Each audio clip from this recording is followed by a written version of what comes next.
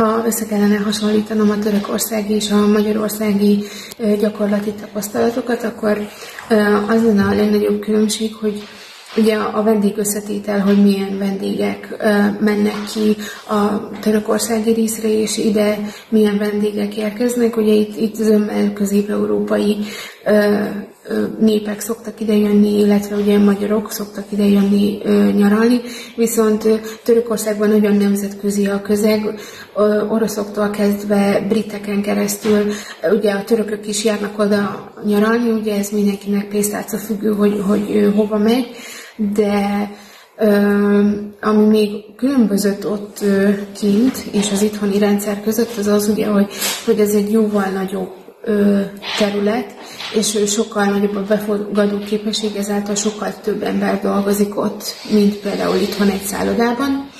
és ugye ezáltal egy sokkal nagyobb rendszer szükséges arra, hogy ezt bonyodalmak nélkül tudják irányítani nap mint nap, de alapvetően ott is a vendég az első, ahogy itthon is, és ez szerint próbálnak eljárni minden nap. Úgy gondolom, hogy a magabiztosságunk az szerintem mindenkinek fejlődött ott a 2 hét alatt, azért mégiscsak magunkra voltunk utalva. Ott ugye ezáltal az idegen nyelv használat is sokkal többet volt igénybe véve, ugye azért ott nem csak angolul kellett kommunikálni, hanem törökül vagy németül is. Jó volt ez a lehetőség, mert néhány ilyen török alapkifejezést azért fel tudtunk szedni az alatt a 2 hét alatt, illetve a kommunikációs készségünket is fejlesztették. Erre volt egy ilyen gyakorlat, hogy volt 4 csapat, ki kellett nevezni ki 2 embert, aki a csapat képviseletében beszél egy adott témában, és akkor a nagy csapat elé, akikkel kiutaztunk a 2 hétre, tanárok előtt, elő kellett adni az érveket, és ha nem beszéltünk megfelelő hangerővel, vagy határozottsággal, akkor újra kellett, és addig csináltatták velünk, ameddig ez jó nem lett, és ezáltal tehát megint csak a magabiztosságot és a határozottságot tudnám kiemelni.